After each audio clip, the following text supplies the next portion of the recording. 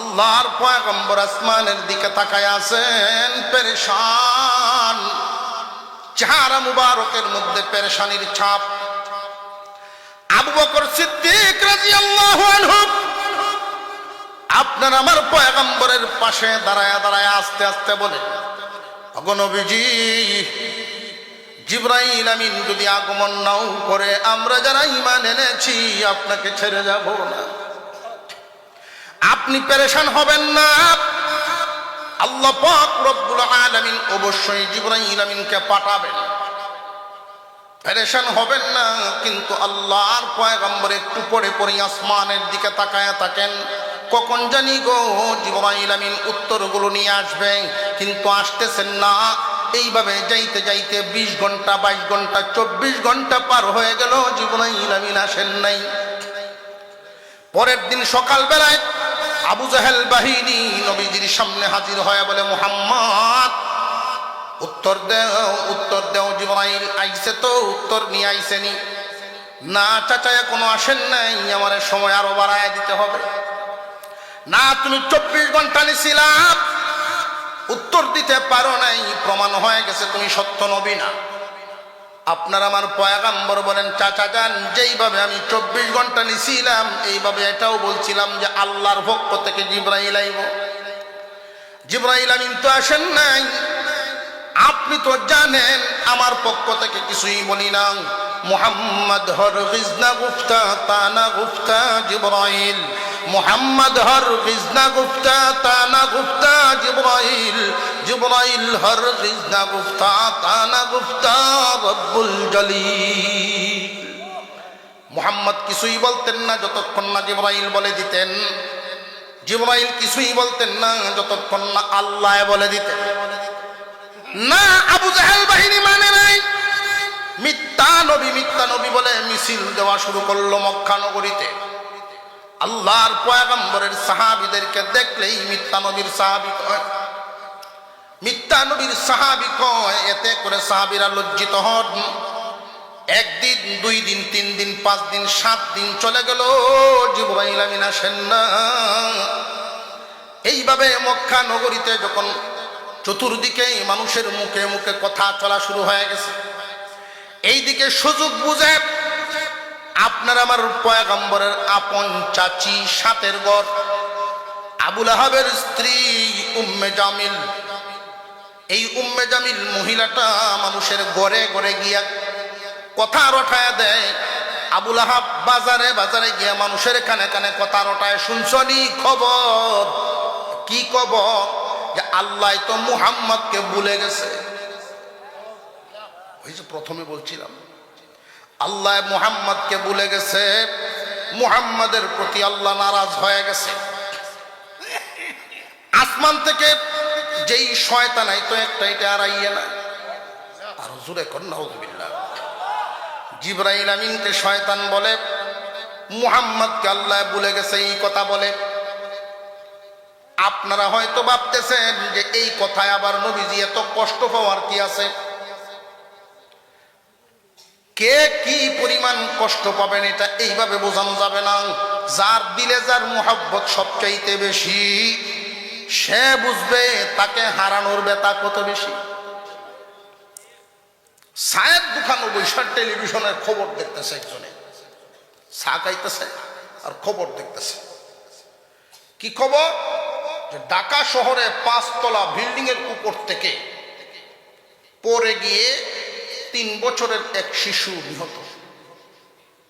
এই খবর শুনিয়া এই লোক যে সাকাইতেছে, খবরটা তো আসলে একটা বাচ্চা মারা গেছে, বেতা লাগার তো কথা। তো এই বাচ্চা তো তার পরিচিত না অপরিচিত? অপরিচিত। এই অপরিচিত খবর শুনিয়া মানুষ হিসাবে মানবিক দিক থেকে একটু আফসোস করে, আরে এর বেশি কিছু হইব? তো যদি কেউ খবর নিয়ে আসে যে তুমি এখানে চা খাইতেছ, তোমার নাতি পানি পড়ছে, তখন কি করব? তখন কি এই কথা কইব যে আরে আমি চাটা খাই আই, তোরা যা? একটু জোরে কর না, সাথ হয়ে দৌড় দিব। কেন?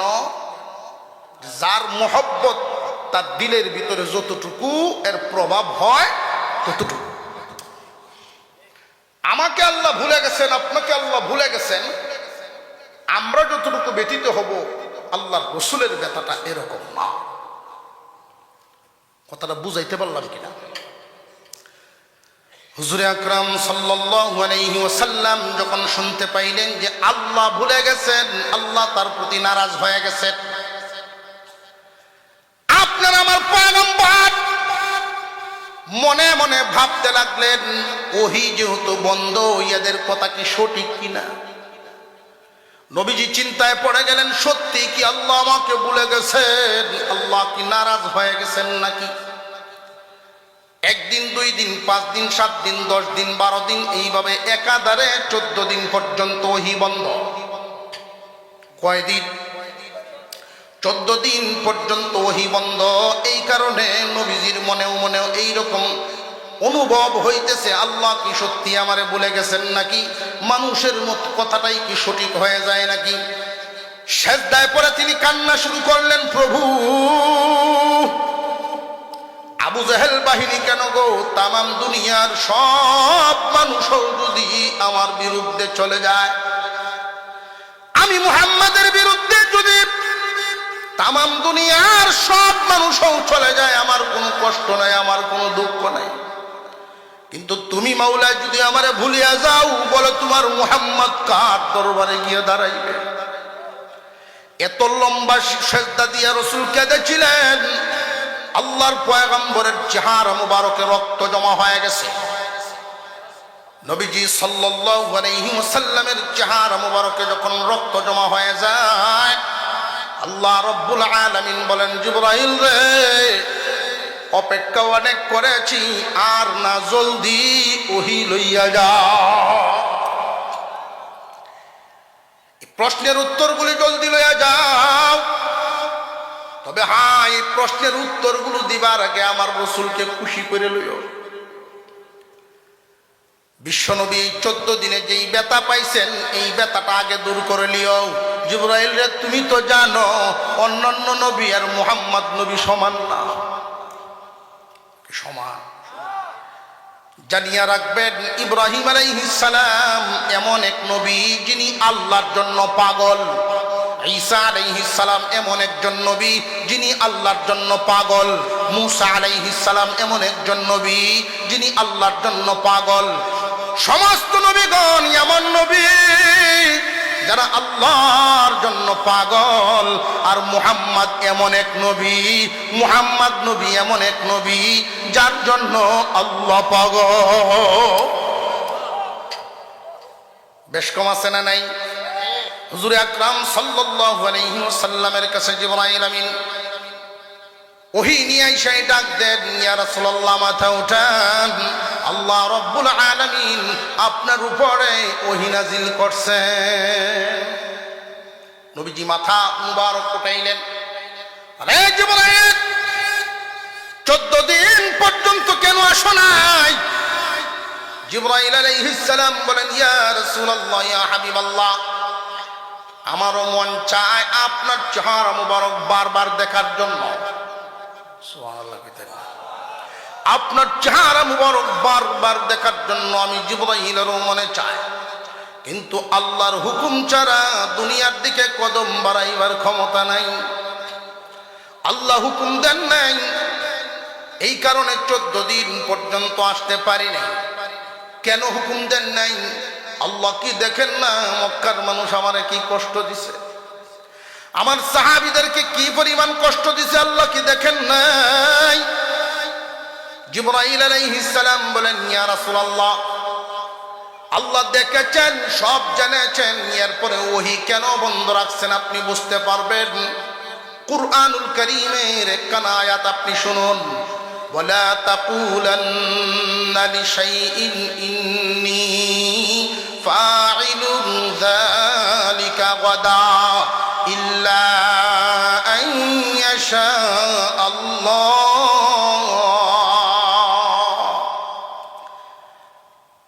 ওগো পয়গম্বর, কারোর সাথে যদি ভবিষ্যতের কোন কাজের ওয়াদা করেন, ইনশাআল্লাহ ব্যতীত করবেন না।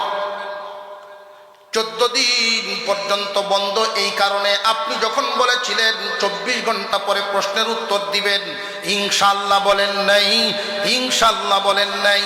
এই ইনশাআল্লাহ শিক্ষা দেওয়ার জন্যই মহান আল্লাহ 14 দিন পর্যন্ত ওহী বন্ধ রাখলেন। মুফাসসিরিনে কেরাম প্রশ্ন করেন, ইনশাআল্লাহ শিক্ষা দেওয়াই যদি উদ্দেশ্য হইতো, ইনশাআল্লাহ যদি উদ্দেশ্য হইতো, তাহলে তো আল্লাহ সাথে সাথে ওহী নাজিল করে ইনশাআল্লাহ শিক্ষা দিতে পারতেন। পারতেন নি না? পারতেন না? পারতেন। 14 দিন অপেক্ষা কেন করাইলেন?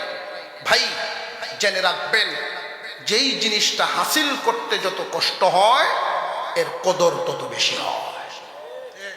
উম্মতে মুহাম্মাদি যখন জানবে ইনশাআল্লাহর জন্য নবীজি 14 দিন কেঁদেছেন, তখন উম্মতে মুহাম্মাদি ইনশাআল্লাহর আমল ভুলবে না।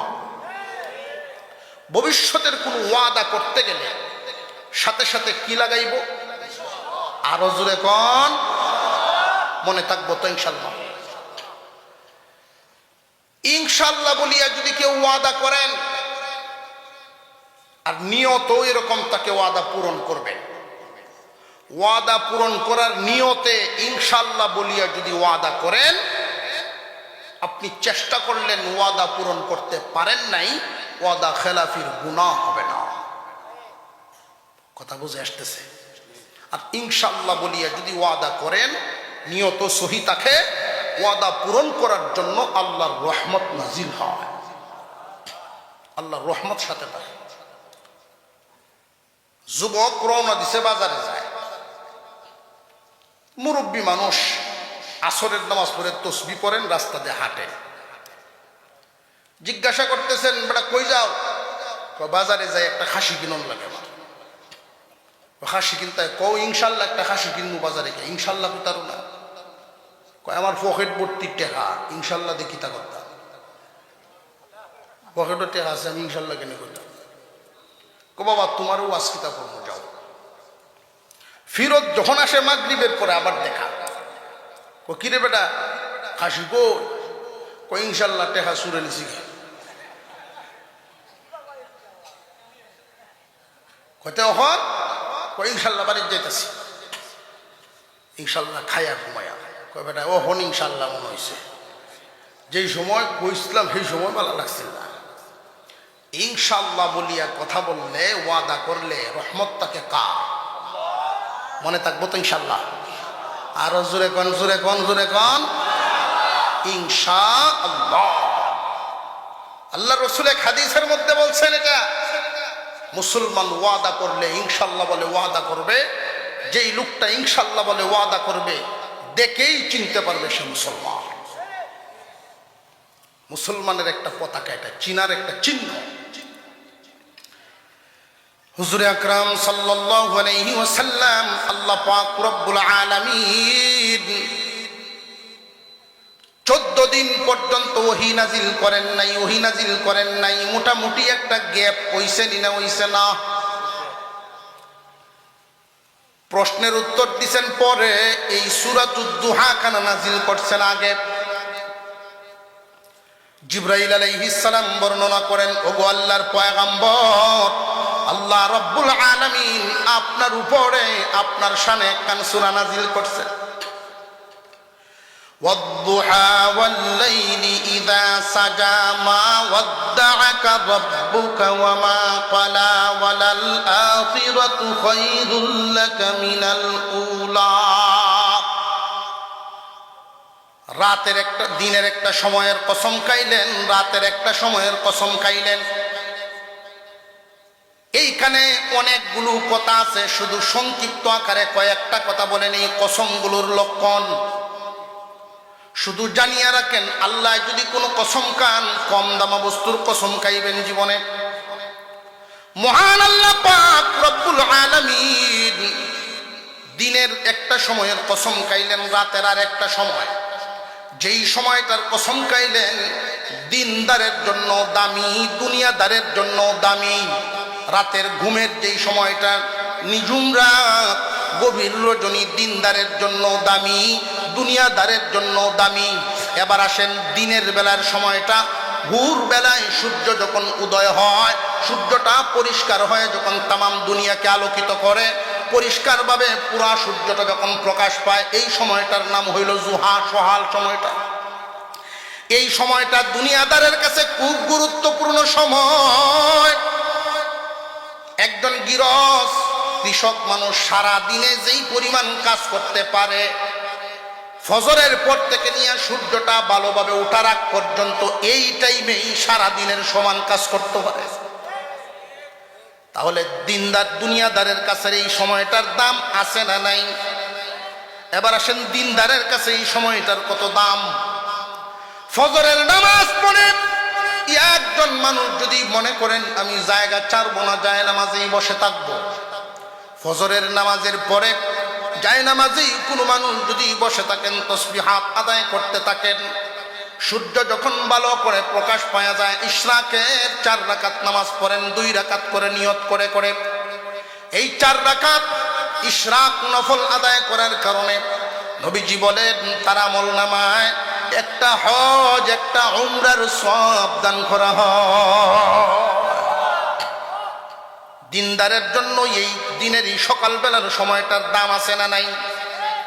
এবার আসেন রাতের, গভীর রজনীর কসম, গভীর রাতটা দিনদারের কাছেও দামি, দুনিয়াদারের কাছেও দামি। দুনিয়াদার 2 ধরনের, এক দল হলো সুর, বুঝেন নাই? সুরের লাগেন রাত, দিন সুবিধা না রাত।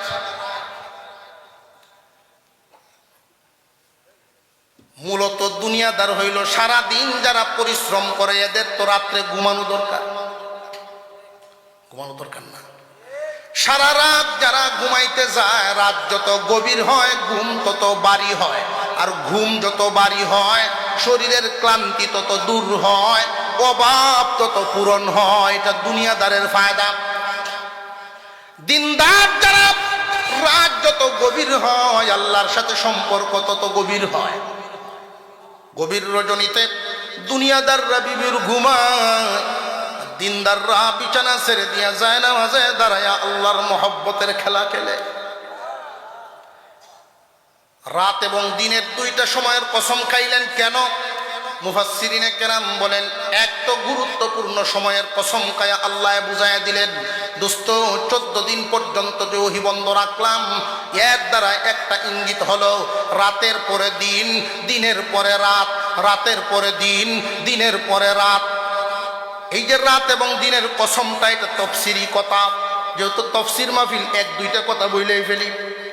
রাত এবং দিনের কসম এই কারণে আল্লাহ খাইলেন, একাধারে যদি 40 দিন পর্যন্ত শুধু দিনেই তাকে মানুষের জন্য আরাম হইব না কষ্ট?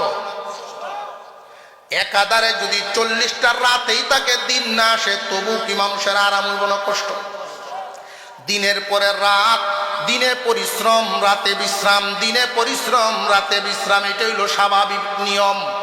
রাত এবং দিনের কসম খায়া আল্লাহ ইঙ্গিত দিলেন, ও দোস্ত আমার, আপনার উপরে আমি কোরআন নাজিল করি, কোরআনুল কারীম নাজিল হওয়ার কারণে আপনার বড় কষ্ট হয়, হামেশাই শুধু কষ্ট দিয়া দিয়া 14 দিন পর্যন্ত ওহী বন্ধ রাইখা আমি আল্লাহ আপনারে বিশ্রাম নেওয়ার সুযোগ করে দিলাম।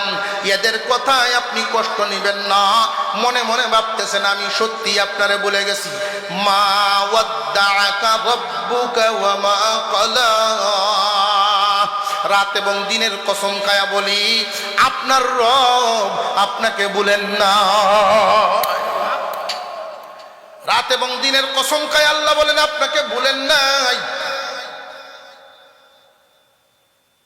2 নাম্বার আর একটা কারণ মুফাসসিরিনে কেরাম উল্লেখ করেন, এই 14 দিন পর্যন্ত ওহী বন্ধ রাইখা তিনি আর একটা ইঙ্গিত দিলেন আল্লাহ, দোস্ত হঠাৎ যে ওহী আমি বন্ধ দিলাম, এতে কিন্তু মহব্বত কমাইবার জন্য নয়, আপনাকে ভুলে যাওয়ার জন্য নয়, বরং হঠাৎ করে যদি 2 জন গভীর সম্পর্কের বন্ধু হঠাৎ যদি দূরত্ব বাড়ে, এদের সম্পর্ক কমে না, বরং মহব্বতের আগুন আরো বাড়ে। মহব্বত কমে না, মহব্বতের আগুন আরো বাড়ে। আল্লাহ রব্বুল আলামিন কসম কায়া বুঝায়া দিলেন, ওয়াদ-দুহা ওয়াল-লাইলি ইযা সাজা মা ওয়াদ্দাআকা রাব্বুকা ওয়া মা ক্বালা। ও জিবরাইল জানায়া দাও, দিন এবং রাতের কসম, আল্লাহ আপনাকে বলেন নাই, আপনার প্রতি নারাজ হন নাই, কিন্তু এই যে 14 দিন পর্যন্ত যে কষ্ট দিল মানুষেরা, মোহাব্বত বাড়াইবার জন্যই বা বিশ্রাম করানোর জন্যই যে 14 দিন ওহী বন্ধ রাখলেন, আল্লাহর হাবিবকে যে মানুষে কষ্ট দিল, এই কষ্টের একটা বদলা আল্লাহর পক্ষ থেকে দরকার আছে না নাই? আল্লাহ রব্বুল আলামিন জানায়া দিলেন, ওয়ালাল আখিরাতু খায়রুল লাকা মিনাল উলা, ওয়ালাল আখিরাতু খায়রুল লাকা মিনাল উলা। ও দোস্ত আমার, কসম খায়া আমি ঘোষণা করলাম, আল্লাহ আপনাকে বলেন নাই, খুশি হওয়ার জন্য আরেকটা ঘোষণা দিলাম, বর্তমান থেকে ভবিষ্যৎ, ইহকাল থেকে পরকাল, আপনার জন্য আমি আল্লাহ পুরস্কার ঘোষণা করলাম, মঙ্গল ঘোষণা করলাম। আপনার জন্য ইহকাল থেকে পরকালে কল্যাণ দেওয়া হবে, পুরস্কার দেওয়া হবে, এমন কিছু পুরস্কার যেই পুরস্কার কোনো পয়গম্বরকে দান করা হয় নাই। কিয়ামতের কঠিন ময়দানে আপনার আমার পয়গম্বরকে আল্লাহ পাক কিছু পুরস্কার দান করবেন, কোন সুবহানাল্লাহ। এমন পুরস্কার দিবেন যেই পুরস্কার কোনো নবীকে দান করেন নাই। মুফাসসিরিনে কেরাম বর্ণনা করেন সেই পুরস্কারগুলো কি কি। 1 নাম্বার থেকে শুরু করে পুরস্কারগুলো কিয়ামতের কঠিন ময়দানে আল্লাহ পাক রব্বুল আলামিন যখন মানুষগুলোকে মাটির থেকে উঠাইতে থাকবেন ইসরাফিলের সিংহার মাধ্যমে, কিয়ামতের কঠিন ময়দানে হাসরের মাঠে সব মানুষ হাঁটিয়ে হাঁটিয়ে হাসরের মাঠের দিকে মিছিল দিয়া এইভাবে দলে দলে যাইতে থাকবে। সবাই হাঁটিয়ে যাবে, একজন মাত্র মানুষের জন্য আল্লাহ হাঁটার ব্যবস্থা রাখবেন না। আল্লাহ ডাক দিয়া বলবেন, দোস্ত আপনি হাঁটিয়া যাবেন না, সবাই হাঁটিয়া যাবে, কিন্তু আপনি আমার হাবিব, আপনি হাঁটিয়া যাবেন না।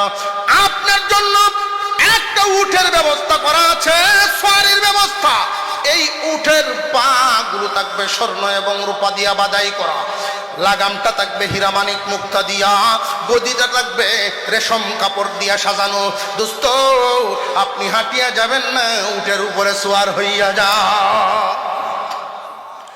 والضحى والليل إذا سجى ما ودعك ربك وما قلى وللآخرة خير لك من الأولى। ও দোস্ত আমার, ইহকাল থেকে পরকালে আপনার জন্য মঙ্গল রহিয়াছে। 1 নাম্বার পুরস্কার হলো এই সওয়ারি দেওয়া হবে আপনাকে। সওয়ারির উপর যখন আপনারা আবার নবী সওয়ার হয়ে যাবেন, লাগাম ধরার জন্য আল্লাহ ঘোষণা দিবেন, দোস্ত আপনার একজন সাহাবী ডাক দেন যেন লাগাম ধরিয়া টানিয়া টানিয়া নেয়, উটের লাগামটা যেন ধরে সামনে দিয়া টাইনা টাইনা আপনাকে নিয়ে যায় উটের উপরে বসায়া। একজন সাহাবীরা ডাক দেন, ওই দিন আপনার আমার নবী তাকাইবেন, কারে ডাক দেওয়া যায়? সব সাহাবীরা তাকায় রইছে নবীজির দিকে, কারে রেখে কারে ডাক দিব? এক একজন সাহাবীর দিকে তাকাইলেই তো তার ত্যাগ, ইসলামের জন্য কি করছে সব মনে আছে না নাই? সব তাকায় রইছে। এই মুহূর্তে কারে ডাক দিবেন? বিশ্বনবী বলেন, প্রভু মঙ্গল পুরস্কার দিছেন আপনি, পুরস্কার দিছেন আপনি, নামটাও আপনি ঘোষণা দেন। সুবহানাল্লাহ। ওই সময় আল্লাহ ডাক দিবেন, বেলাল আসো, উটের লাগাম ধরো, আমার দোস্তকে মাঠের দিকে নিয়ে যাও। ওয়ালাল আখিরাতু খায়রুল লাকা মিনাল উলা। সবাই যখন মাঠে হাজির, আল্লাহ পাক রব্বুল আলামিন ঘোষণা দিবেন, বিচার কার্য শুরু হওয়ার আগেই নবীগণ জান্নাতে চলে যান, ওলিগণ জান্নাতে চলে যান, নবীগণ তো আগে যাবেন সিরিয়ালে। সর্বপ্রথম আদম আলাইহিস সালাম জান্নাতের দরজায় গিয়া ডাক দিবেন, রে রিজওয়ান ফেরেশতা, জান্নাতের দরজা খুলে দাও, আনা সফিউল্লাহ, আমি প্রথম মানব, প্রথম নবী, দরজাটা খুলে দাও। আল্লাহ আমাকে জান্নাতি ঘোষণা করেছেন। দরজার ভিতর থেকে ফেরেশতায় ঘোষণা দিবেন, আপনার নাম বলুন, যে আমি আদম, মানব জাতির সর্বপ্রথম মানুষ, নবীগণের সর্বপ্রথম নবী আমি আদম। বেয়াদবি মাফ করবেন, দরজা খোলার সময় এখনো হয় নাই। নূহ আলাইহিস সালাম বলবেন, আমি নূহ, দরজা খুলে দাও। বেয়াদবি মাফ করবেন, দরজা খোলার সময় এখনো হয় নাই। মুসা আলাইহিস সালাম ডাক দিবেন, আমি মুসা কালিমুল্লাহ, না দরজা খুলতে পারবো না, এখনো সময় হয় নাই।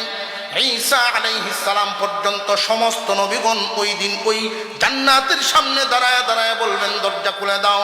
রেজওয়ান ফেরেশতায় জিজ্ঞাসা করবেন, ওগো নবীগণ, আদম থেকে ঈসা পর্যন্ত সকল নবীর নাম শুনলাম, মুহাম্মদ নবীর নাম তো এখনো শুনি নাই। উনি কি জান্নাতের সামনে এখনো আসেন নাই? যে না না, উনি এখনো তো আসেন নাই, উনি হাসরের মাঠে উম্মতের ফয়সালা দেখার জন্য দাঁড়ায় আছে। নবীর মুহাব্বত উম্মতের প্রতি কি পরিমাণ! আল্লাহ পাক রব্বুল আলামিন জান্নাতি বলে আপনাদেরকে ঘোষণা দিয়েছেন ঠিকই, কিন্তু জান্নাতের চাবি তো মুহাম্মদুর রাসূলুল্লাহর হাতে দেওয়া হয়ে গেছে। যতক্ষণ মুহাম্মদুর রাসূলুল্লাহ জান্নাতে না ঢুকবেন, কোন পয়গম্বর, কোন মানুষ জান্নাতের ভিতরে ঢুকতে পারবে না। ওয়ালাল আখিরাতু খায়রুল লাকা মিনাল উলা। মুফাসসিরিনে কেরাম বলেন, 3 নাম্বার পুরস্কার হলো কিয়ামতের কঠিন ময়দানে যেই দিন মানুষ পানির জন্য হাহাকার করতে থাকবে, হাহাকার করতে থাকবে, এক ফোঁটা পানির জন্য বুক চৌচির হয়ে যাবে, পানি পানি করতে থাকবে। ওই দিন আপনার আমার নবীকে আল্লাহ ডাক দিয়ে বলবেন, দোস্ত, হাউজে কাউসার দিলাম, নিজে পান করেন, উম্মতদেরকে পান করাইতে থাকেন, মুহিব্বিদেরকে পান করাইতে থাকেন। আপনার আমার পয়গম্বর হাউজে কাউসারের বর্ণনা দেন। হাউজে কাউসারের পানিটা হবে 3 গুণ বিশিষ্ট, দেখতে হবে দুধের চাইতে সাদা, খাইতে হবে মধুর চাইতেও মিষ্টি, সুঘ্রাণ হবে মেশকে আম্বরের চাইতেও আরো বেশি। এই 3 গুণ বিশিষ্ট 1 গ্লাস পানি যদি কেউ ওই দিন পান করতে পারে, 3 গুণ বিশিষ্ট পানি যদি 1 গ্লাস কেউ পান করতে পারে, জান্নাতে ঢোকার আগ পর্যন্ত পানির পিপাসা লাগবে না। সাহাবীরা জিজ্ঞাসা করেন, ইয়া রাসূলুল্লাহ, ওই দিন আমরা তো মানুষ থাকবো অনেক, পান পাত্র আল্লাহ কি পরিমাণ দিবেন, গ্লাস দিবেন কি পরিমাণ?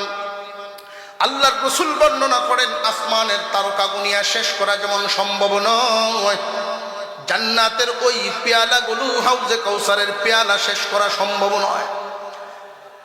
আপনার 2 হাত দিয়া এত এত মানুষকে কেমনে পান করাইবেন? আল্লাহর রাসূল বলেন, আমার সাথে ওই দিন সহযোগী থাকবে, আমি যাদেরকে হুকুম দিব তারা আমার সাথে সহযোগিতা করবে। মুহাদ্দিসিনে কেরাম বলেন, কারা ওই দিন সহযোগিতা করবে? এক হাদিসের মধ্যে আল্লাহর রাসূল বলেন, ইয়াশফাউ ইয়াউমাল কিয়ামাতি সালাসা, আল আম্বিয়া, সুম্মাল উলামা, সুম্মাশ শুহাদা। মানুষ কিয়ামতের দিন সুপারিশ করবে। একদল নবীগণ, 2 নম্বরে আলেমগণ, 3 নম্বরে শহীদগণ। নবীগণ যার যার উম্মতদেরকে পানি পান করাইবেন। শহীদগণ এই দুনিয়ার জমিন থেকে বিদায় হয়েছেন, নিজের জীবনটা আল্লাহর জন্য দিয়া দিছেন, উনি উনার পরিবার পরিজনদের পান করাইবেন। আলেমগণ নবীর ওয়ারিস, জেনে রাখবেন, আলেমদেরকে মহব্বত করা লস না লাভ। এই দুনিয়ার জমিনে কেউ যদি একজন আলেমকে আলেম হিসেবে মহব্বত করে, কিয়ামতের দিন এই আলেমের হাত দ্বারা হাউজে কাউসার নসিব হইব, হাউজে কাউসার নসিব হবে। হুজুর আকরাম সাল্লাল্লাহু আলাইহি ওয়াসাল্লাম ওই দিন ওই মহা বিপদের সময় কিছু সংখ্যক মানুষকে নিজের হাত মুবারক দিয়ে পানি পান করাইবেন, যারা রাসূলের সুন্নতের জন্য কুরবানি দিয়েছেন, ত্যাগ দিয়েছেন, কষ্ট স্বীকার করেছেন, আল্লাহর দ্বীনের জন্য কুরবানি স্বীকার করেছেন। সুন্নত পালন করতে গিয়া অনেক যন্ত্রণা সহ্য করতে হয়েছে। আল্লাহর রাসূল ওই দিন ডাক দিবেন, আয়রে উম্মত, আমি নিজ হাত দ্বারা তোমারে পানি পান করায় অন্তর ঠান্ডা করে দে। তারা কারা? কোন ধরনের মানুষ? সবাই নবীজির হাত থেকে সরাসরি পান করতে পারবে না। আলেমদেরকে মহব্বত করেন, আলেমরা পান করাইবেন, শহীদগণ পান করাইবেন। সরাসরি রাসূলের হাত থেকে পানি পান করবে কারা কারা? ওই দিন কিছু সংখ্যক মানুষ থাকবে যারা সুন্নতের জন্য কুরবানি সহ্য করেছেন, ত্যাগ সহ্য করেছেন, তবু সুন্নত ছাড়েন নাই। একটা উদাহরণ আপনাদেরকে দিই। ঢাকা শহরে প্রাইমারি থেকে পড়াশোনা করে একবারে বাংলাদেশের পড়া বিসিএস কেরার একদম ভার্সিটির পড়া পর্যন্ত শেষ করছে। বিসিএস মানে জীবনে কখনো সে সেকেন্ড ক্লাস হয় না, ফার্স্ট ক্লাস, সবগুলোতে ফার্স্ট ক্লাস। পড়াশোনা শেষ করে নামাজি মুসল্লি, সে সময় পাইলে দাওয়াতে তাবলীগে সময় দেয়, আলেম উলামাদের সোহবতে যায়, সুন্নতি পোশাক, সুন্নতি লেবাস, দেখতে হুজুরের মতো লাগে। অফিসিয়াল কারণে অনেক সময় প্যান্ট শার্ট পরে,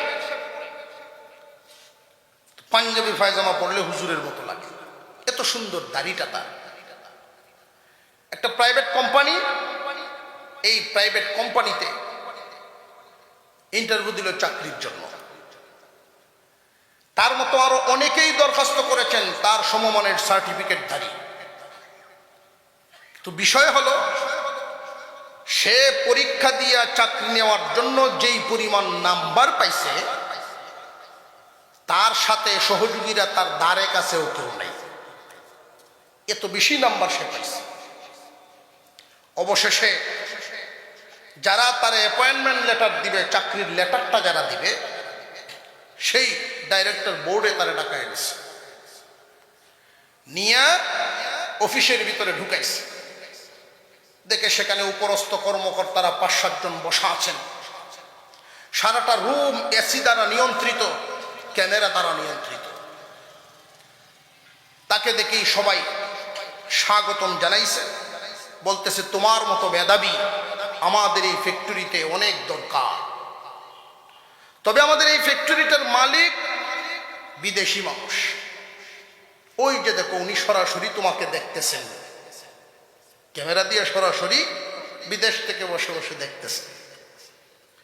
তুমি যে চাকরিটা নিবা, ঢাকা শহরে যেন পরিবার নিয়ে থাকতে পারো, অফিসের পক্ষ থেকে একটা ফ্ল্যাট দেওয়া হবে, থাকার একটা বাসা অফিসের পক্ষ থেকে দেওয়া হবে। প্রতিদিন সকালবেলায় তুমি বাসা থেকে আসবে অফিসে, অফিস থেকে যাবে বাসায়, অফিসের গাড়ি দিয়ে তোমাকে আনা নেওয়া করা হবে, প্রাইভেট গাড়ি দিয়ে আনা নেওয়া করা হবে।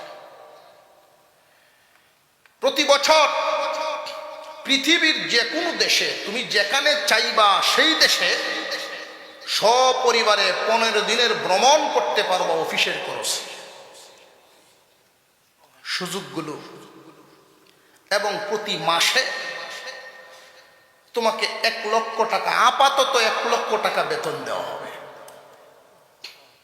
সুযোগ সুবিধাগুলো কম না, অনেক বেশি, অনেক বেশি। কিন্তু বাবা দেখো, তোমার সার্টিফিকেট ভালো, মেধা ভালো, সব ঠিক আছে, ওই যে মালিক তোমাকে দেখতেছেন, উনি আপত্তি করেছেন তোমার দাড়ির উপরে। এই মুহূর্তেই আমরা অ্যাপয়েন্টমেন্ট লেটার নিয়েই বসা। তুমি যদি কথা দাও আমাদের সামনে আগামীকাল চাকরিতে জয়েন করার সময় তুমি শেভ করে আসবা, তাহলে আমরা এই মুহূর্তেই কাগজ তোমার হাতে দিয়ে দিব। বিশ্বনবীর উম্মত, মনোযোগের সাথে কথাগুলো শুনবেন। দাড়ি অনেকেই রাখেন, নবীর মহব্বতে রাখেন, আবার অনেকেই রাখেন বিপদে পড়ে রাখেন। মেয়ে বিয়া দিছে, মানুষে মন্দ কয়েছে বেটা দাড়িটা রাখেন নাতি হইছে, বেটা বিহু ধরে রাখছে না। শেভ করতে করতে চামড়া ঢিল হয়ে উঠছে। এখন যে সেলুনের মালিক হেও কয় চাচা আর কত রেখে লাগে, তোরে পয়সা দিয়ে তুই শেভ করবে, তুই আমার তাকদা দেশকে নেই। আপনার একটা মুখ শেভ করতে আমার 2 জনের সময় লাগে, চামড়া ঢিল হয়ে উঠছে, টানা দেওয়ান লাগে, দেরি হয়, বড় যন্ত্রণা পড়লাম। বিহুদ বিটে রাখছে। বুড়া হয়ে গেলে কেউ যদি শার্ট কিনতে খারাপ দেওয়া যেত না, পাঞ্জাবি কিনতে। এখন আসলে কি সুন্নত হিসাবে না বয়সে পাঞ্জাবি কিনতেছে, বয়সে দাঁড়িয়ে রাখাইছে, নবীর মহব্বতে না। কথা বুঝে আসতেছে? আর যুবক বয়সে যদি কেউ দাঁড়িয়ে রাখে, অনেক সময় দাড়ির কারণে তার বিপদের সম্মুখীন হইতে হয়। নিজের বাপ মায়ও করে, কলেজে পড়ে ওখানে দাঁড়িয়ে রেখেছে, মনে হচ্ছিলাম এটা একটু বাবুক সাবুক হইব, দাঁড়িয়ে রেখে মেসা হয়ে গেছি, কয় না আসে না নাই। এরপরে ও দাঁড়িয়ে ছাড়ে না। বন্ধু বান্ধব তারাও এটা নিয়ে ডং করে, কিরে এই বয়সে দাঁড়িয়ে রেখে চস, শেখাইছস গুতা হেরে, যত কয় কোক দাঁড়িয়ে থাকতাম। বিয়ার সময় জামাই দেখতো শ্বশুর বাড়ির লোকেরা কুসা দিয়ে কথা কথা, ছেলের বাপের জিগাইলে কি আপনার শুরু ভাই, কত বিয়া ভাঙলো, এই দাড়ির কারণে কত যন্ত্রণা করম লাগলো। এর পরেও যুবকের কথা হইল, বিয়া ভাইলে ভাই আর নইলে নাই, দাড়ি ছাড়তাম না। এই দাড়ির কারণে কোরবানি কি দেওয়ান লাগছে না তার? আর জোরে কার বয়সের দাড়ি আর এই সুন্নতি মোহব্বতের দাড়ির মান কি এক? কথা কই না এক? যুবককে টেবিলের সামনে যখন এই প্রস্তাব দেওয়া হয়, তোমাকে গাড়ি দেওয়া হবে, বিদেশে ভ্রমণের সুযোগ দেওয়া হবে, প্লাট দেওয়া হবে, লাখ টাকা বেতন, এই মুহূর্তেই অফার গ্রহণ করো, শুধু দাড়ি কামাইবা। যুবক ডাক দিয়া কয়, শুনেন কান পেতে, পড়াশোনা করেছি মানুষ হওয়ার জন্য, অমানুষ হওয়ার জন্য না। এই যে ডিগ্রিগুলো দেখতেছেন, এই ডিগ্রিগুলো আমার মানুষ বানানোর পথ দেখায়, মানুষ হওয়ার পথ দেখায়, অমানুষ হওয়া নয়। আমি একজন মুসলমান, চাকরির কারণে যদি আমি বিশ্ব নবীর কলিজায় আমি ছুরি লাগাইয়া দেই, নবীজির গলায় যদি আমি ছুরি লাগাইয়া দেই, এই বেতন দিয়ে আমি করবটা কি? এই আরামের বাসায় আমি ঘুমাইমু কেমনে? শুনে রাখেন, এমন চাকরির দরকার নাই। শিক্ষিত হইছি মানুষ হওয়ার জন্য, খাবার খাওয়ার জন্য, পেট চালাইবার জন্য। প্রয়োজনে ঢাকা শহরে রিক্সা চালায়া ভাত খাবো, তবু নবীজির কলিজায় আঘাত দিব না। কিয়ামতের কঠিন ময়দানে এমন ব্যক্তিদেরকে আল্লাহর রাসূল ডাক দিবে না, এরে উম্মত আয়, আমি নিজ হাত দিয়ে তোরে পানি পান করাইতাম। হাউজে কাউসারের পানি সব মানুষ আল্লাহর পয়গম্বরের হাত থেকে পাবে না। সুন্নতের জন্য যারা কুরবানি স্বীকার করেছেন, ত্যাগ স্বীকার করেছেন, এরপরেও নবীর সুন্নত দিয়ে দাড়ি দিয়া মুখটারে সাজায়া রাখছেন, নেকি দিয়া ভরপুর করায়া রাখছেন। কেউ পছন্দ করো আর না করো, আল্লাহ তো পছন্দ করেন। কেউ পছন্দ করো, কেউ খুশি হও আর না হও, আল্লাহ তো খুশি হইবেন। আরো জোরে কর। অনেকটাই যদি জিগাই যে দাড়িটা রেখে লাইন, হুজুর অনুমতি লইয়া লই, কি অনুমতি করতে? অনুমতি আল্লাহ রসুল দিয়ে দিচ্ছেন। কয় না, গড় তো আছে, তাইনের অনুমতি তো দরকার, গড়ের অনুমতি হলে দরকার। ডক্টর শহীদুল্লাহ 18 ভাষার পণ্ডিত। কয় ভাষা? আপনারা ঘুমে ধরে গেছেন। 18 ভাষার পণ্ডিত ডক্টর শহীদুল্লাহ। উনি সংসার করেছিলেন 2টা।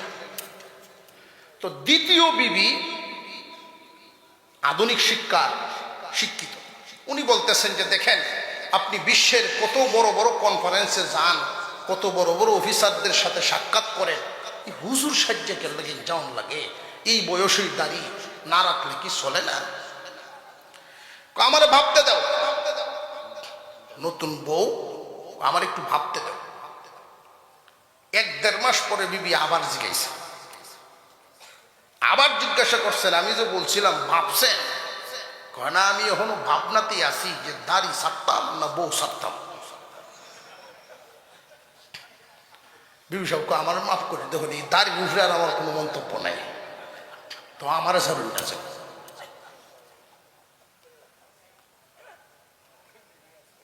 কথা বুঝে আসতেছে?